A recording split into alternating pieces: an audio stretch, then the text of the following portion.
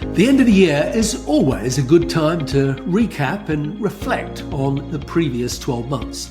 You might choose to do that on a personal or a salon level, but you can also look at what's happening on an industry-wide basis and ask yourself questions like, what's worked during the last 12 months? What are the business trends at the moment? And where are the opportunities for the year ahead?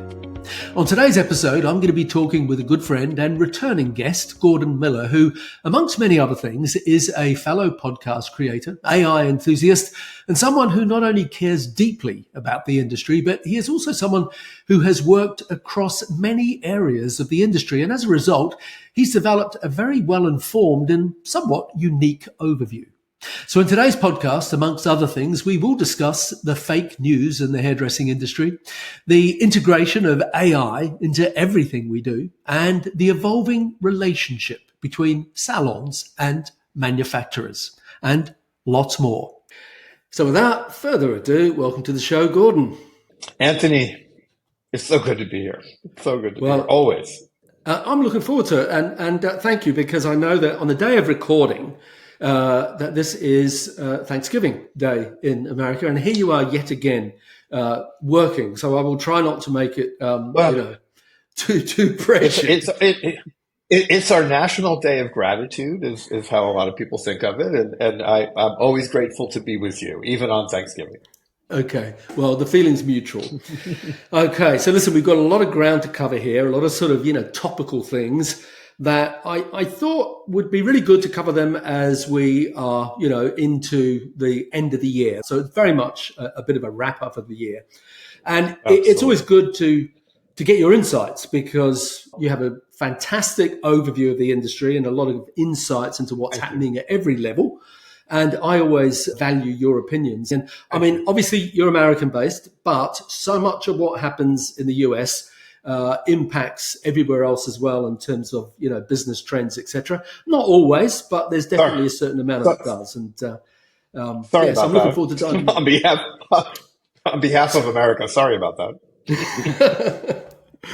Okay, well, I want to start off with the big thing it's everywhere in the world, of course, is the self-employed thing that's been on the rise everywhere now, pretty much. And I keep wondering, and I know a lot of people keep wondering, is at what point will the pendulum start to swing back? And so for you, being on the ground and being in contact with a lot of people, are you seeing any trends as far as that goes, in terms of, has it plateaued, or is there still a lot of growth in that, or is it gone in reverse? What are you seeing happening? It hasn't plateaued yet. I think it's slowed down. We believe there's about 120,000 independents in suites. Let's talk about suites specifically, because that's really where the growth category is. In rental, we've got suites and we've got share rental, and they're both moving, but suites is what's really exploded. And so there's a lot of private equity money in that space, so they're continuing to build buildings. And as long as they continue to build, they're going to, pull some people out of commission salons. I personally think we're not going to plateau until we hit around 200,000. So we have a ways to go yet. And I think that 200,000 is probably 2-3 plus years to get there. But again, I think the growth curve has slowed down. A lot of churn, we hear a lot of people, who are going into it are not succeeding or leaving for one reason or another. And a lot of those, what we don't know about those people is, are they staying in the industry? We hear, buzz about people going back to commission, but I haven't seen anything that makes me believe that statistically it's a trend yet. And my fear is that we have more people leaving the industry directly out of suites than we do people who are swinging back towards commission. Right, but it's just anecdotal. There's no data at the moment to sort of support that. No. Yeah. Too soon, I think. Yeah. There was an interesting thing that I heard you speak about. I can't remember how long ago it was, but perhaps it was a year ago, maybe 2 years ago. And it was one of those sort of blindingly flash of the obvious things when you did say it. You were talking about the percentage of hairdressers that are self-employed. And you said something like 70% of the industry is self-employed, but of course, that doesn't mean that 70% of salons are self-employed. So first off, the perception that that's where we're at is there's been, a lot of work done that has to do with tax filings by the industry. PBA in particular has done a lot of work. And that number that you use are the percentage of everybody who are self-employed, and self-employed people in the industry include suite owners, quote unquote owners, chair renters, and anybody who owns a rental or commission salon who is the owner, who's self-employed. And so that's a kind of a hodgepodge of folks, right? And then when we look at like how they not file their taxes, because that's what that is. I am self-employed, and that gets us to that, 70% or so, and perhaps even a little bit higher. And so you've got about probably 60+%, of everybody who is actually an owner. I think 70 is maybe a push, but hard to say. And so the average salon that is commissioned has 3 or 4 people in it. The average rental salon has a little bit more than that. So again, when you start to put people in the boxes of where they work, that changes everything. And so owners and commission stylists together are about 50-55%, maybe a little bit more than that. And then everybody left is an independent. And we're talking about the same thing, but the math is different, right? Based on how they work, So I don't know how clear that was. But it's one of those things that I've heard you say it clearer than that. Okay. I've heard you say it with more clarity than that. Because I remember at the time it was just like, aha, of course. Because of course what we're saying is that in the average commission salon, employee-based salon, there might be, well, I don't know what that figure is. Is it 5 people that work in the average salon in the US? It's thought to be 4, So 4, okay. So if you've got 4 people working in one salon that are employees, then times 100 and some thousand salons. So if you take everybody who works in a salon, in a small building, not in a suite building or not being, truly independent, we believe today all the numbers point to around 110, 120,000 salons. And that number is always moving, and, who knows how true that is.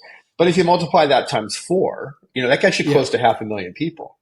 And we have 850,000 people. Everybody. Yes. So right there, that carves it out in a different way. But again, it's not about tax filings. It's where people work. Yeah. Yeah, exactly. So it's not a case of saying that, 70% of hairdressers are self-employed does not equal 70% of salons are self-employed. That's the message, isn't it? Exactly. Yeah. I hope that, I hope that makes sense to our audience, because it is an important message. I hope so too. Yeah. Okay. Well, listen, I'm going to jump about a lot here and just touch on some topical things that are very relevant in the industry. There's been this ongoing theme for the last 4 or 5 years, really. I mean, COVID obviously lit a match under it, but it was happening anyway.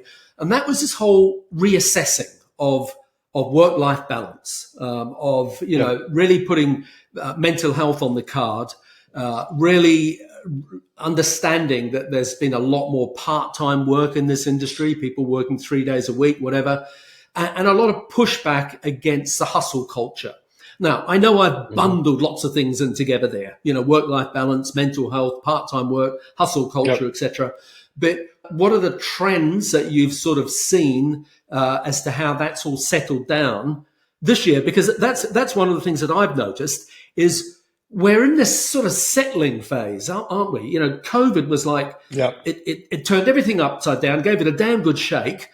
And then ever since then, it's trying to find, we're all, in every industry, the world is trying to find where does this settle? What's the balance with all that? So can you talk to that for a minute? Yeah. Something that we don't talk about very much relative to COVID is, you and I've talked, and I've talked about it a lot on my podcast, about misinformation. And I think one of the things that COVID did was kind of set that on fire. Like, I think the amount of misinformation in the world, first related to COVID itself, but then it seemed to get into so many parts of our lives. And I think we have more misinformation, including in our industry, than ever before. And then I'll do a dotted line from that to this work-life balance idea.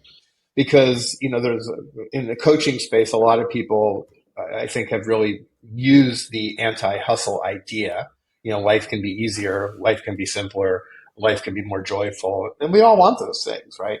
And you can be more successful. And, as you and I have been in the industry a long time, and, I think back and I've always known people who wanted to work less. We're an industry that embraces the idea that you can come into this industry and make a decision to bring a family, into the world and pull yourself back and work part-time. And we've always seen that. But we've also always recognized that the less you work, probably the less money you're going to make. And that idea has been turned on its head. And I think a lot of people are buying into that. Not only do I want to have these boundaries in a variety of ways around a variety of issues, but I want to do it and make more money. And I've yet to see any proof point that's happening. In fact, I see kind of the opposite. Now, I was just at the PBA Executive Summit, and they present a lot of information. I was also at 2 to 10 Tom Kuhn's conference.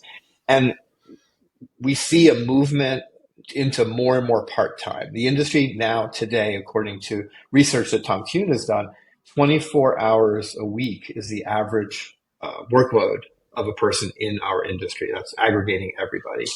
And so, we were at 31 or 32 pre-COVID. It slid all the way down to 24, which is interesting. And I can't find any proof points that people are making more money at 24 hours. We have as much turnover as we've always had, but we don't have current statistics. I think turnover is probably worse, but that's just a gut. But what I really think we all can wrap our heads around mathematically is that if you don't embrace the hustle culture as you move into more part-time, there's no way you can make more money. You want to work part-time. My best advice to people is in the hours that you work, hustle. That doesn't mean you're a workaholic. That doesn't mean you work 24/7. That doesn't mean you quadruple book. It just means take the time that you've chosen to put into your career and hustle. And the fewer hours you work in a week, the more you need to hustle, in my opinion, if you want to be financially successful, financially viable. Yeah. I did a podcast recently. I know you heard it. Maxwell Snow. Yes. Sorry, Maxwell Snow. Sorry, I was having a mental block. Yes. Great. It's a great episode. Thank you for jumping in. It's a great episode. Thank you. And I really, I loved featuring her because here she is. She's a young woman. She is generating almost $500,000 a year behind the chair. She was on track to beat the $500,000 this year. So I'll be curious as to whether or not she has. And she works a 4-day week, but she works 11-hour days during those 4 days. But it's sort of like she had this great balance. She said, look, I love football. And so I don't want to work Saturdays. So I'm going to work really hard. Monday, Tuesday, Wednesday, Thursday. I do 4 11-hour days. Yep. And, she's generating $500,000 a year. And obviously, you don't have to be a mathematician to work out that she's being paid a lot of money. I love featuring people that do that. Sorry, Gordon, what were you going to say? I think you brought up something with her, which was so critical, I think. And I love that you spoke about this with her, which is she's not active on social media. Because we have this impression today that's a must do. Everybody must be doing social media. And that's where the majority of clients come from. And again, there's really no proof of that. I've talked to so many people this year who just have doubled down on old school word of mouth because it took less time than social media. I love social media. I'm a proponent. I think people should be active there. But old school word of mouth is really effective, and Maxwell Snow proves it. Yeah, exactly. Okay, you were talking a minute ago, and you dropped in about fake news, and there's a lot of fake news, period, and as you said, across the world. Why do you think that there is so much fake news in the beauty industry? Is it any more so than any other industry? Is it because we're maybe a very emotional driven industry? Like we've just had, for example, in the UK, we've just had a budget that was brought down. And it's changed the minimum wage laws and, our equivalent of social security. All of that's changed. And a lot of hairdressers are up in arms. And I'm not saying that they shouldn't be. But when you dig into the conversation with them, a lot of it is just based on hysteria. Not all of it, but very few of them have actually sat down with a calculator and worked out the numbers. And when they do, Some of them go, oh, actually, it's not as bad as I thought. Now, I'm not pretending that it isn't bad for some people, because for other people, it is really bad. So I'll get back to the question which I asked you, which is, why do you think there is so much fake news in our industry in particular at the moment? I think there's a few reasons. I think first off, we have less traditional media than we've ever had. I grew up in an industry with the old school magazines, the publications, and then the websites, that they were kind of institutional. They were resources for people. You knew every month there'd be articles on how to build your career as well as how to do hair. And different magazines did different things. Salon Today was known in this country for the great publication for the commission salon owner and how to run your business. And they're still here, but they're probably a third of the size they used to be, because publications, I'm a former publisher, depend on advertising dollars. So just like the larger world, we see less media. And I think that other voices then fill that void, that there's people who want to have a loud voice, and a lot of them have integrity. A lot of them are doing marketing speak, and using that void to, kind of fill their own business coffers for good reasons, sometimes for bad. And it's without the counterbalance of kind of institutional knowledge.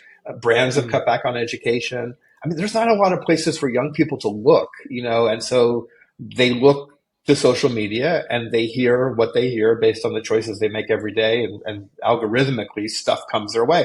And so if you start listening to messages on social, as an example, that say, well, retail's not good, and there are those voices that say that, you'll get more of that, because that's how algorithms work. If I look at cats, I start to see a lot of cats. If I start to listen to certain people and certain ideas, then it'll feed me more, and it begins to feel true. It begins to feel validated, whether it's true or not. So I think that is number one. And then I completely agree with the emotional idea. And I think, people are emotionally generally. I think, we can see that in the larger world, how people are reacting to misinformation. And because it comes for all kinds of reasons, but the emotions kick in, and that I think also gets us into like this groupthink idea. There's a lot of people, because not only are we getting more information because of the algorithms, we're bumping into people in those posts that we're reading who think the same way we do. So we see a post that says something maybe controversial, or maybe that's not even true, but it feels like maybe it could be true or should be true. But then we see the comments, the voices, the other hairdressers jumping in, including sometimes well-known hairdressers who say it's true. The earth is flat. Okay, got it. Okay, that makes sense.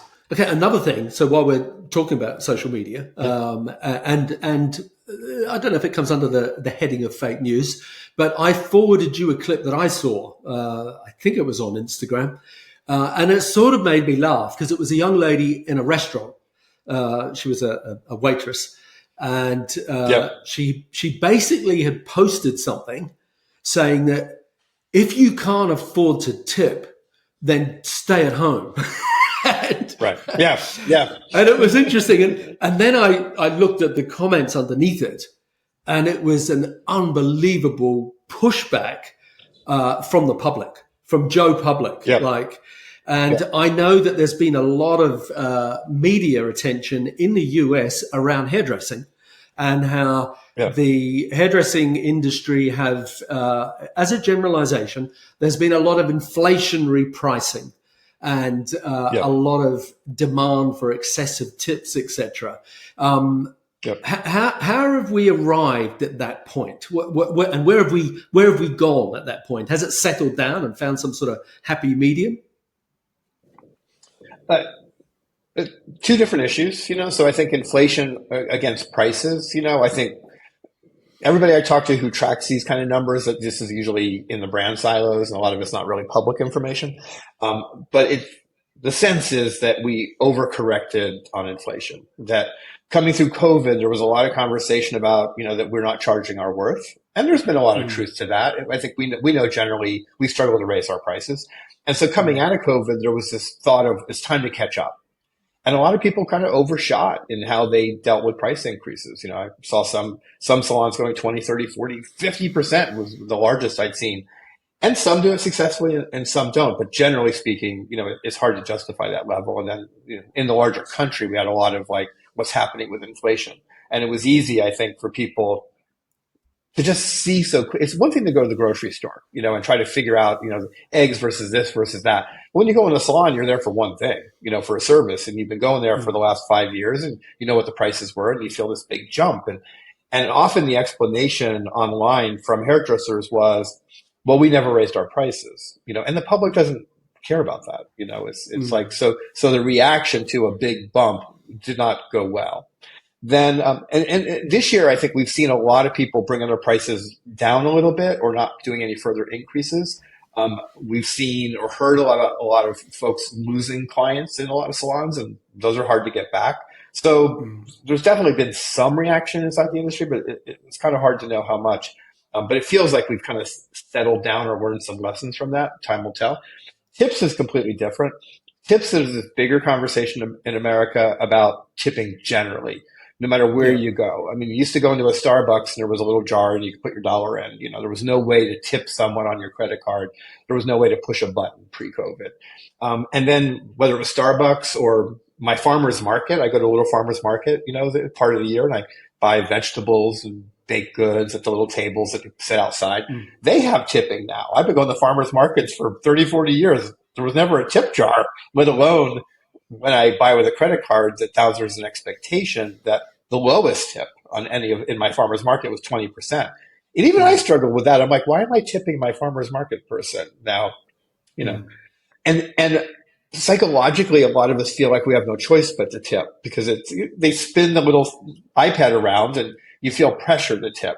So I think, that there's just this visceral reaction to this change in kind of the business models as it relates to tips.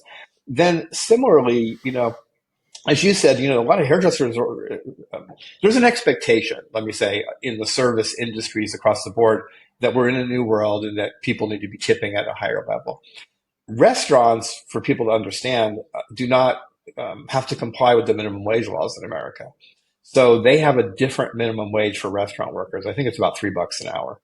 And so tips has always been thought of, and most people understand that you're tipping in part to help pay the compensation of restaurant workers. We understand that as Americans. Hairdressing is not that. Hairdressing is, I'm grateful for the service you provided me. I feel good about my experience, and therefore I'm going to give you a tip. Some people think of it as a gift. I don't think of it that way.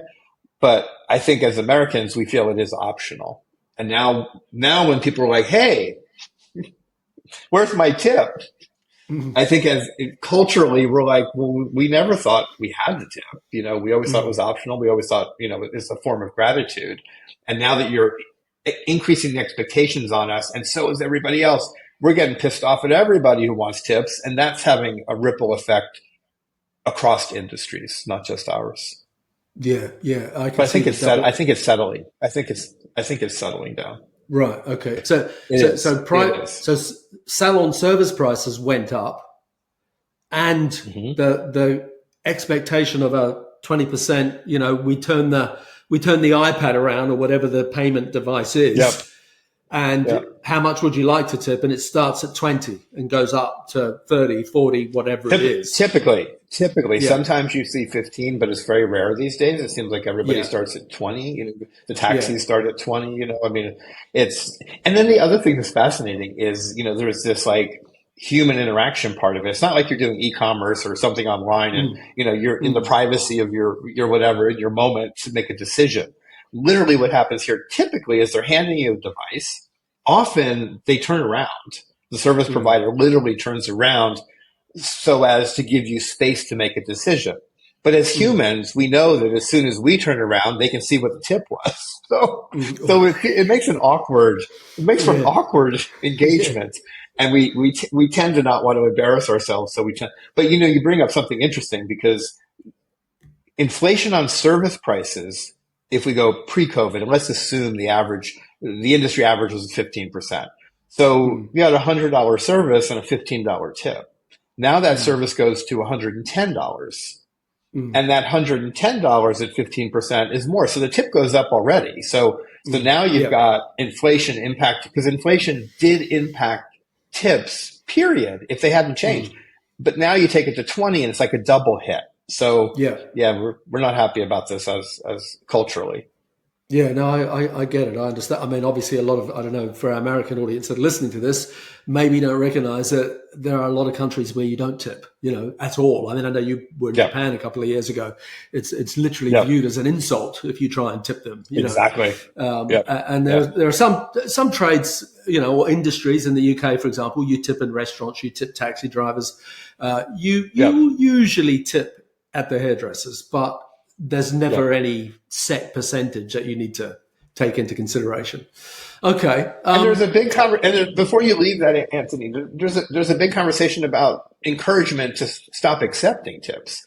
And the only thing I would say there is a warning to folks that if you Yeah. are a salon or a professional who has been accepting tips Mm. versus a new person or a new salon, if you've been accepting tips, to change your business model around so there's no tips, the math is Mm. difficult. The math is Yeah. very difficult just because of the way all the percentages work. And prices Mm. have to go up significantly, about 35% to keep you whole. Much longer Yeah. conversation.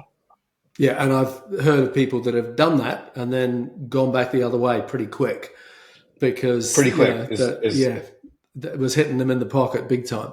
Okay. Now, I've heard a rumor that you've had an election over there. We had an election here too. So we've already experienced the new government. You're Yep. in the throes of getting a new government. Here they're pretty brutal about it. Yep. You lose, you're out. The next lot go in the next day, literally. What sort of changes do you think that a new government in the US is going to have? Because obviously, a Trump government, have talked about reducing red tape. They've talked about tariffs. They've talked about immigration, Yep. and they've talked about tipping. They've actually talked about taking tips, Yep. making Yep. tips non-taxable, which will be interesting. Yep.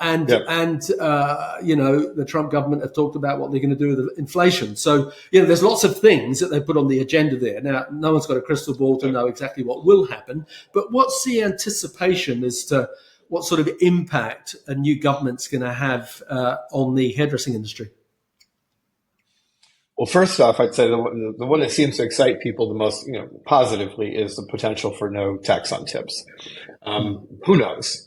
I personally don't project that's going to happen. Understanding kind of the legal system in America, restaurant workers, as I mentioned, they're under a different set of wage laws. And so if anybody was to get no tax on tips, I believe the negotiation they'd probably settle on restaurant workers. Mm-hmm. I would be shocked if all tipped workers got no taxes on their tips. And I don't think politically it matters that much now that the election is over. So that one I don't believe is going to happen for our industry. Time will tell. I think it's also important to say that in America, the majority of tips are not claimed on IRS. I mean, we know that from the IRS.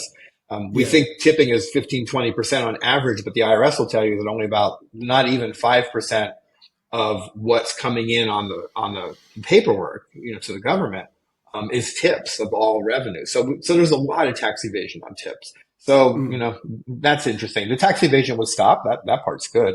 But, so not sure where that's going. I think the big, question, and the thing that, folks might want to be concerned about, will be the impact on tariffs. That was on the news again today.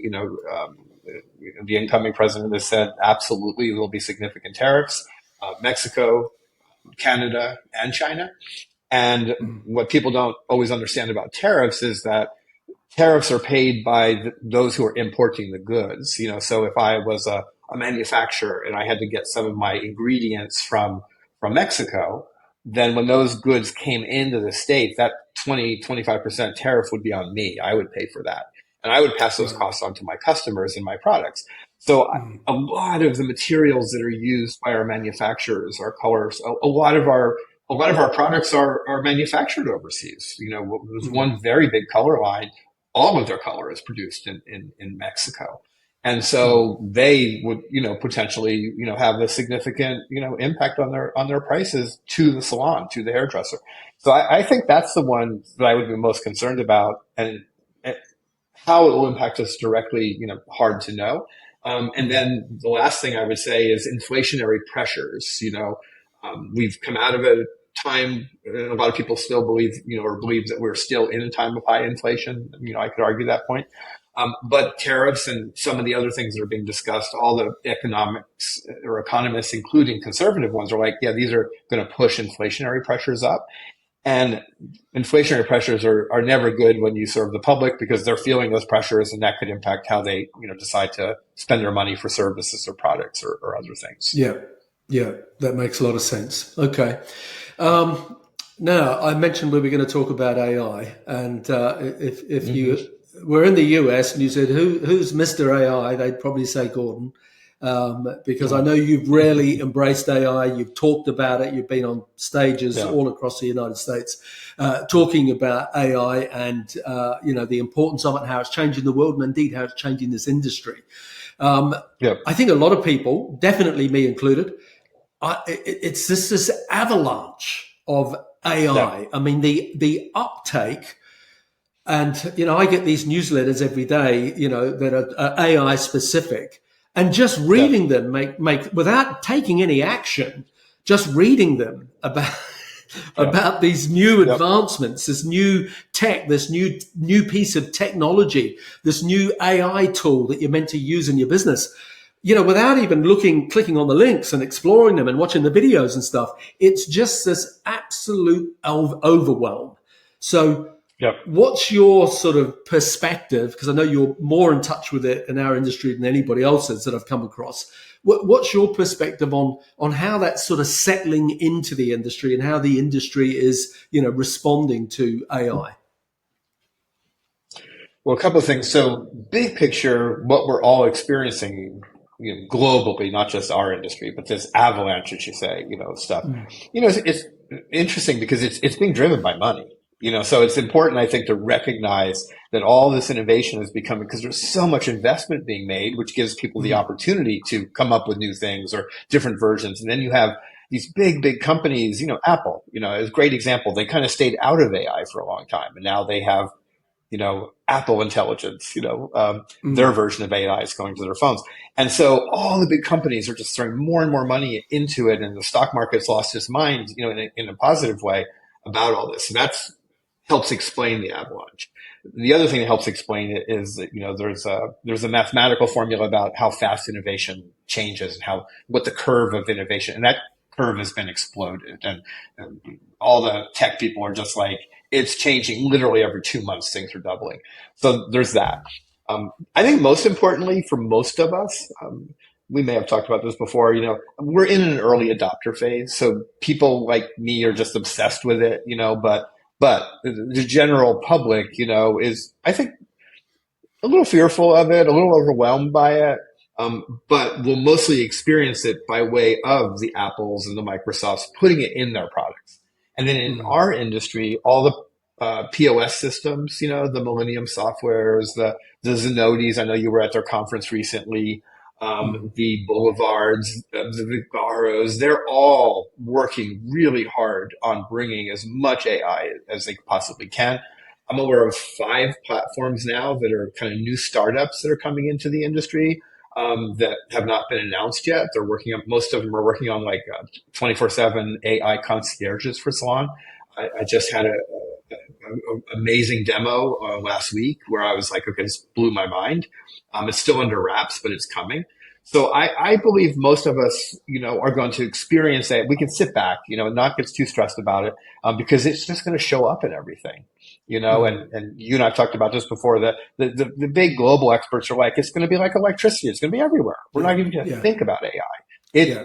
And AI has been around for a very long time, and we were never even talking about it until OpenAI just brought it into our consciousness. So my advice to everybody is, it's going to be here. You don't have to use ChatGPT. You don't have to be one of those people who decides, I'm going to use this tool to write, because it's going to show up in other writing tools, and you're not going to have to think about it. Yeah. Okay.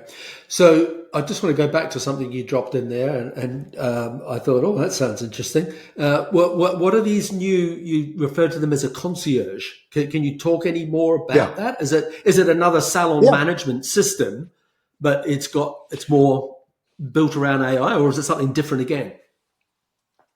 It's something different again, and there's been versions of this. But what it really is, another bit of somewhat misinformation and somewhat a trend is, the industry saying, get rid of your front desk.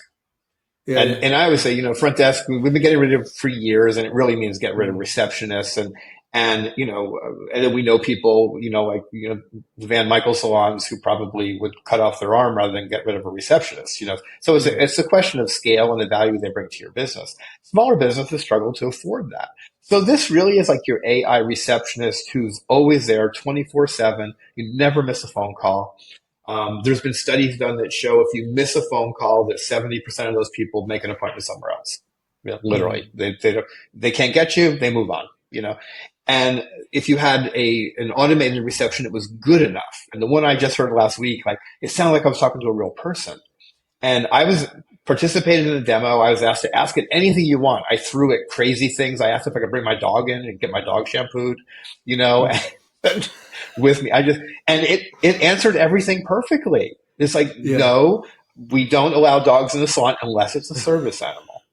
And I said, my Okay. dog is a Yeah. service animal. Could you shampoo Yeah. my service animal dog? And it said, I'm going to escalate that to my manager who's going to Okay. call you Yeah. after Yeah. we're complete. And Right. did. Okay. Good. And Good. did. And Yeah. so it's really the AI never sleeping, never away Yeah. receptionist who can book appointments, who can answer. I asked it, what products do you carry? I asked Mm. it, oh, you carry that line. What about this specific product that I know about in that line? Do you have it? Was able, how much is it? Mm. I want to get these things. I asked to get a men's haircut. I asked to get a fade, which I never would. It asked me what kind of fade would I like. And, I said a tight fade. It got me all set up and it told me about the hairdresser. That person has a reputation for doing great fades. I said, I want to get a color gloss too. It said, which is a strange request on a fade, right? And it reported back to me. And again, a great human tone. It just said, I'm sorry, but John or whatever his name was, does not offer that service. But if you'd like, we can look at someone else who can also do that, or I can have someone contact you. So very Okay. impressive. And the other ones Yeah. have Yeah. been as well. And I think that will be with us soon. Um, I do believe that these startups are going to be challenged because I think the big software companies, the ones that we've known that have been around, the booking platforms, the POS systems, they're going to jump on these same ideas. It's hard Mm. for small startups to compete in the tech space once it gets moving because people borrow ideas from one another, and those who have the most money and resources, often win. Yeah, yeah, exactly. Interesting. Okay. Yeah, I sort of used that analogy earlier where I was talking about, the last 5 years have been like a sort of a settling phase of where is the world now. And one of the things that yeah, I've noticed, in the industry that have had a big impact on me personally, is the event space. mm, Where are we? Because I know a lot of the biggest yeah, brands, the biggest brands in the world in America, were very, proactive in doing an annual or a biannual big event. yeah, And that sort of yeah, thing seems to have disappeared. yeah. Where is the event thing settling down there in the US? What sort of trends are you seeing around all that? So um, a lot of somewhat subtle movement, but it's all important. It's all really interesting. So COVID happens, of course, and everything shuts down, right? Including the Yeah. biggest of the big events, the big trade shows, the big brand events that you're referencing. They all temporarily went away, and then they had to come back and deal with not only the expectations of the crowds and people and what they wanted to do and not wanted to do, but the expectations of exhibitors and sponsors and how are they going to spend their money. So a lot of moving parts and pieces that were all kind of evolving. The big Mm. the big trade shows all came back, better than I expected, to be honest. But most of the big brands sat out of them, and have not come back in the same ways. So I really, my experience in the big trade shows was more tools than ever. Makes a lot of sense. Great place to go try tools, see tools, buy tools, hold them, new things, new ideas, a little bit of new products, but not what we used to see, big color companies, big stages with performances of hairdressers. And so it seems like it's tightened up. The crowds are smaller. They're still really healthy, but there's less people at the trade shows than there used to be. We've seen some tightening of the spaces, but they're not going away. There was fear they would disappear. They're definitely not going away. They're just a little bit different. And I think they're perfect, especially for younger people. And that's what we see. I believe the age has come down. I've seen no data on this, but I've been at most of them. I've been in the middle of them. I've been there all 3 days. If it was a 3-day show, or 2 days if it was a 2-day show. And talking to people that I know at the shows who watch stuff, we're all kind of like, yeah, it feels younger. It feels like a lot younger. And It's a perfect place. It's the Disneyland of hairdressing, and you're young. You've never been before. It's exciting to go to. So that, the big trade shows. Then the big brand events, some of them are coming back, but in a different way. Redken's Symposium was arguably the biggest brand event in the industry, 12,000 or so attendees, every 2 years. And now what we see, they've split it up. It's more regional now. I think 3,000 or 4,000 people at each event, but 2 events last year and then 1 in Europe. And so they've cut it up a little differently. It was a 3-4 day event, and it was really, power networking, really deep, lots of classrooms. Last time I went to Redken's Symposium, there were no breakout rooms. I don't know if that's still the case, but it was just all one big event, which has its own energy, which is great. Great education. I would actually inspiration on stage. I don't consider that education. So a different kind of event, well attended. Paul Mitchell Gathering, I've been told, is coming back next year. Okay. I haven't seen any particulars, but that could be the case. Serious Business, which is not a brand event, but a distributor brand event, very Aveda connected. The Neil family runs that event. I did the conference last year. It's a conference I'm doing, again this year. And very, very well attended. And that's a good kind of bridge into conferences. Masters of Balayage, Ryan Whedon, he just had his first big conference. I was told like 800 people at it. Other influencers, who are kind of well established are jumping into that conference space as brands and some of the events companies are kind of stepping away from it. And I think that's fascinating. And I think that's going to continue. I think we're going to start to see some really interesting boutique events coming up. But I think generally speaking, there's less education than ever. People always, even brands will say to me, "Well, there's so much independent educators." I'm like, well, if you really pay attention to it and see how many people are at each event, it's a fraction of what we had at the bigger events. So I do believe that we have less people going to events than ever, and they're different. And but what that math looks like, it's hard to know. And it's important to say that the majority of hairdressers in any given year in America didn't go to an event anyway. There's always been confusion about the number of people who go to events in the industry. I think it's not more than 20% in a year. And I think it's a little lower than that perhaps now. Yeah, it's the old 80-20 rule again. Applies to so many things, and I would totally agree with that, 80% of people in the industry never go to an event.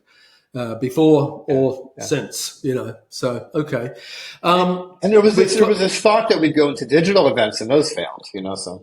Yeah, they haven't really taken off the way I think we're such a social animal that people want, that social interaction as well as the education format that perhaps isn't always as delivered as well as what it could be digitally.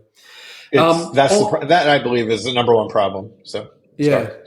On that note, social media, you've always been a great advocate of social media as well. You've always had a good overview of how the social media landscape is evolving. So just a quick sort of wrap up on, who knows what's happening with X? So I don't expect you to know because I don't think anybody does, including the guy who owns it. But X, Threads, and now Blue Sky. What's your uptake on the social media scenario? I think most importantly is to understand why we use social media. So on a personal level, all kinds of things to talk about because each of the things you mentioned kind of have a different audience, a different purpose. Twitter, now X, was really never that relevant to salons. It was a great place to go find news or whatever else you're looking for. It was not ever considered by the masses in our industry to be a great place to find clients. Just wasn't. Yeah. TikTok was similar. TikTok has changed. It's become more interesting, and there are certainly lots of examples. I know lots of brand ambassadors and influencer types who are very successful on TikTok who get Mm. clients because of it. But most people Mm. do not, and it's an entertainment platform first and foremost, probably educational number two, but it takes a lot, to be successful there. Mm. It's a very different algorithm and functions differently. You know, Facebook and Instagram remain kind of the gold standard as business people, as entrepreneurs, as salon owners, as stylists looking to build your business. That's Mm. where the energy still is highest. That's where we see the most success. I think there's a lot of confusion around the rest of them. And Blue Sky is an alternative for many people to X. But again, X never really Right. did much for salons. I doubt that Blue Sky is going to either. But Mm. interesting spaces. So Instagram and Facebook and those algorithms are changing. So my Mm. message to everybody this last year is double down on old school word of mouth. Encourage your clients to give you referrals. Don't stop social media. I think social media is important. But I think if you put more effort into old school word of mouth, I think the return on investment is quite significant. And I think Mm. going back to you, we mentioned Maxwell Snow earlier. She's just such a great example of a person who's not doing much with social, who's completely booked, who's going to book over $500,000 in services. And Yeah. I know so many people who aren't at that level of money coming in, but who are just telling me in conversation after conversation how beneficial refocusing that effort has been Mm. in rebooking and getting more people to come to remember to rebook or just book, and Mm. ask their friends, because I think that's part of it too. When you're encouraging people to tell other people, I think it also reminds them why they're there, and Mm. hopefully locks them in even more solidly. Yeah. Yeah. Yeah. That makes a lot of sense. And Yeah. if you're Yeah. not doing reels, that brings its own challenge. Not everybody's up for reels. So it's gotten Mm. complicated. The one thing I know for sure, or I truly believe this to be true, I can't necessarily prove every bit of it, that if you really do old school word of mouth well, um, I think you will more than likely be successful with it and you will begin to build your business. Mm. Doing social media well, the competition in the social media space for so much information coming to individual human beings, it's harder than ever. And I think it's Mm. harder to be successful developing clients on social than it is to do word of mouth. And Yeah. I would also say generationally that the younger folks coming into the industry, word of mouth is not their thing. Old school word of Mm. mouth. Yeah. It's culturally, it's not their thing. So I think that's its own Mm. challenge. Yeah, exactly. Okay. Yeah. There's this, you touched on it earlier when you mentioned about retail and how for a lot of younger hairdressers, there's certain people putting in, it's fake news again, basically, that you don't make any money out of retail, et cetera, et cetera. And Yeah. a lot of people or some salons are not on the retail sort of bandwagon the way that perhaps they might have been 10 years ago for a whole raft of reasons. Now, when you think about that, obviously the relationship between the salon owner and the supplier was a really, or manufacturer, was a really important relationship.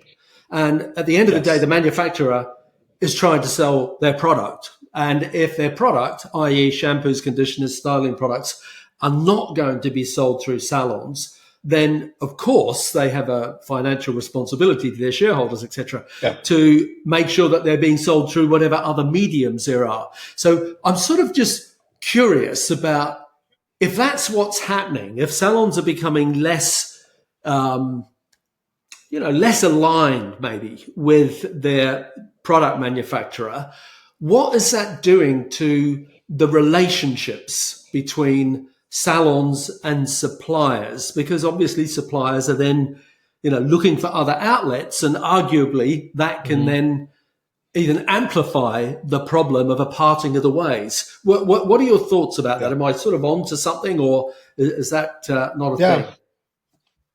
No, I think you are. I mean, I think big picture, we've kind of moved into, again, post COVID, like a more transactional industry. And back to something else you said earlier, we're an emotional industry.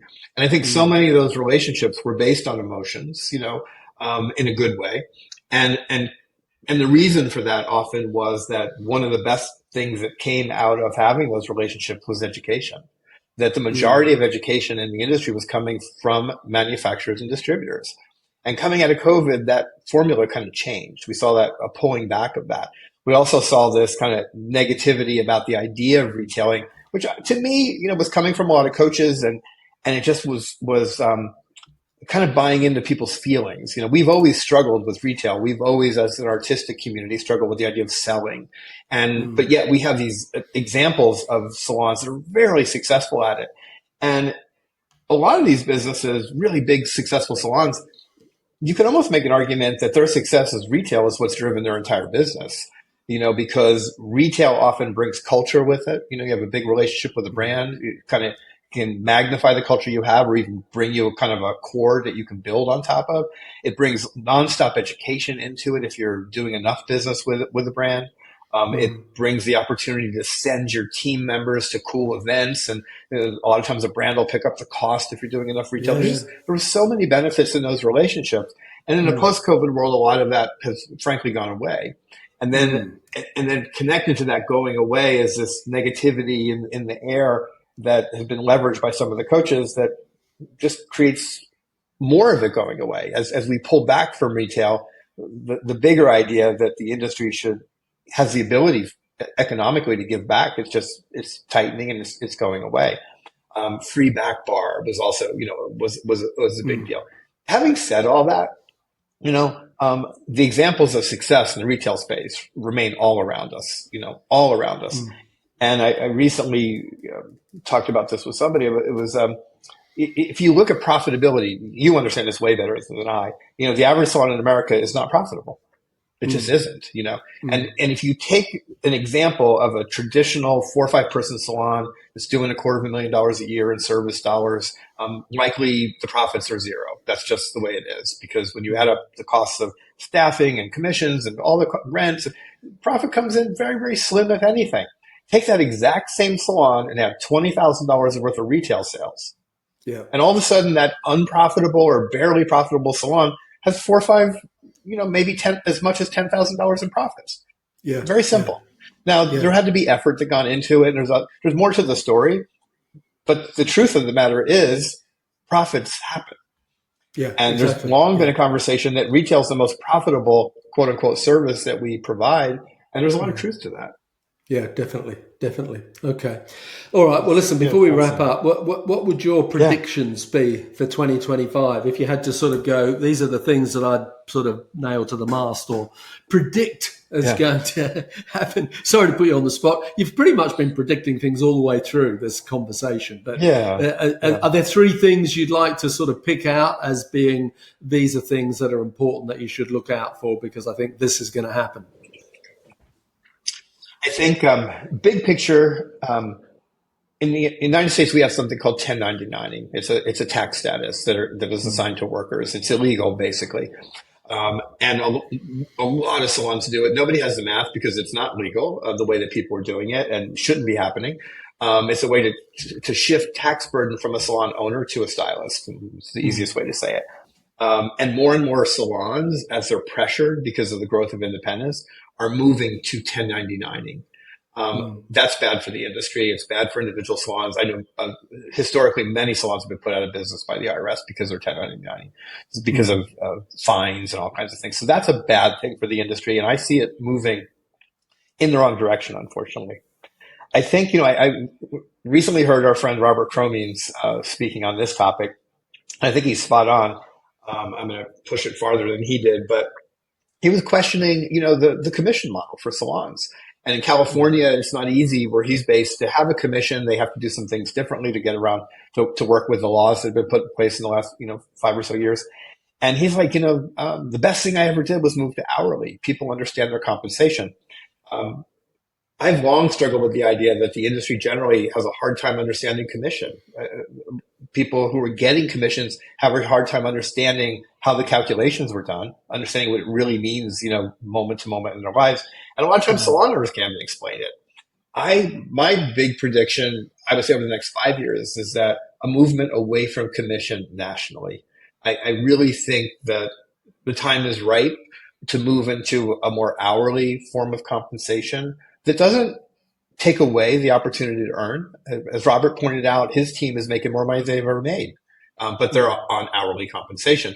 But he's always looking at the commission model to inform the decisions about what people get paid hourly. You bring in more services, he wants to raise your hourly rate. So I think that would be a big, bold prediction, is that we will begin to see the kind of unraveling nationally, of the commission model. I think lastly, if I have to pick the third one, I think there's going to be a reckoning with coaches in 2025. I think, it's an interesting space. You're a coach. I think we have some brilliant coaches out there. Our friend Nina Kovner is a coach. I think she's, again, one of the best. Michael Cole's. There's so many great coaches, including young coaches, but there's a lot of not very good coaches. We don't have a way to vet coaches. Like, you can't even find reviews of them. I wish one of the publications would do just an honest, take on all the coaches. Here's where we get good feedback from people. Here's maybe not so well. And, whether it's the Michelin star version of rating of coaches. But coaches just aren't vetted. There's a lot of coaches with no training. We have some prominent coaches telling people how to open salons, run salons, who've never opened a salon or run a salon, and I think that's a struggle. Not that you have to have done that to be a good coach. You can be a coach you can be a great professional coach of a professional football team, even though you've never played as a professional football player. You can still be a great coach, so exactly. It's not that they have to be that way, but I would think twice about a coach that hasn't had that experience, at least get some referrals or check on them. So I think there's going to be a reckoning, and I think we're going to see a kind of a culling of the herd of coaches. Okay. All right. Well, that's a good place to start to wrap up. Gordon, I've always finish up with this, and we've done it before. I'm going to ask you the same thing again. Where can people connect with you on Instagram or other social media channels if they wanted to reach out? And Instagram is the place to connect with me. I watch the rest of them, but I don't really engage on the other platforms. So Instagram is the place. You can direct message me. You can follow me, of course. And I go by Gordon M there, but it's spelled Gordnm. So not the second O, Gordnm. That's a great place to find me. I answer all my direct messages. And I have a website and a free newsletter, socialbeautymakers.com, socialbeautymakers.com. And then I have my podcast, Social Beauty Makers. And I have another podcast called Mastering Beauty. And I'm thinking about a third one. Oh, here's a great prediction. I have to add this. All the thing outside the industry that I'm hearing, podcasts are going to explode this next year. And coming out of the election, a lot more people were exposed to podcasts. I think we have too many podcasts in the industry, so I think some of them will probably go away. But I think we are going to see more interest in podcasts perhaps than ever before. And that should be interesting. I think it's going to make all of us better. Yeah, very interesting. Again, on that note, I heard some data about that, and it was something like, now, I don't know the right numbers off the top of my head, but there's a huge number of podcasts, 4 million plus podcasts now, but only something like 400,000 are active. Yeah. There's an awful lot of people, very few podcasts get past 10 episodes. A lot of people realize how hard it is. There's so much work that goes into it and money, time and money to keep it going. Yep. So I think a lot of people get tired of them. So although there's a lot in the space, there's not a lot that continue. And there was another stat you may have heard. We may have heard it from the same source. There was a third stat that went with those numbers, because I heard those exact same numbers are pretty darn close. There's only about 600 podcasts globally that make money, that are profitable. Because when we think of media, so there's that. So it's a very small. Because a lot of people I talk to who are wanting to get in the podcast space, they're looking at it as a business opportunity. Oh, I can get some sponsors. And I'm like, good luck with that. It's not an easy thing. Exactly. Most of it do it because we have a passion for the space and we have a passion for sharing. Yeah, exactly. Okay. Well, listen, I'll put your Instagram links in the show notes for today's podcast. So if you listen to this podcast with Gordon and have enjoyed it, then do me a favor, share it with people who would also enjoy it. There's a lot of wisdom in what he says. And so to wrap up, Gordon, happy Thanksgiving. Thank you for giving us your time today. I know by the time people listen to this, it'll be a couple of weeks historical. But thank you for giving us your time today, and thank you for, as usual, being a real font of good information and wisdom, and sharing that so openly and honestly for our audience. So to wrap up, Gordon, it's been a pleasure once again, and speak to you soon. And thank you for having me back on what I have said publicly is my favorite podcast, your podcast, Anthony. So thank you again. Happy holiday season. Perhaps most importantly, happy 2025 to everybody. Yeah, definitely. Okay. Thanks again.